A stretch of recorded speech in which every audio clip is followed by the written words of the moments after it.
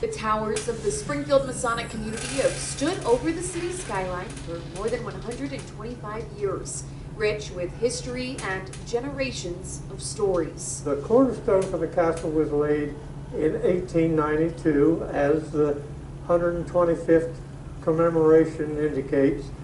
The building was dedicated in 1895, and the first president showed up in 1897. Originally created to care for distressed Masons, widows, and orphans, the campus soon became home to children in need. Over that time, they serviced over 700 children that were basically all orphans of Master Masons in one way or another. Today, the campus is a senior living community, but two former children's home residents have returned later in life.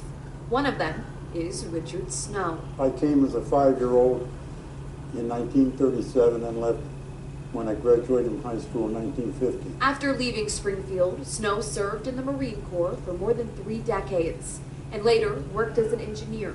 But he says he always knew he'd come back. I always knew that I wanted to come back here and spend my winter years, but I developed macular degeneration a few years ago, and then my wife developed a stroke in January of 23, so we decided it was time to come back to the place where I was raised. Health challenges for both Richard and his wife made the decision clear.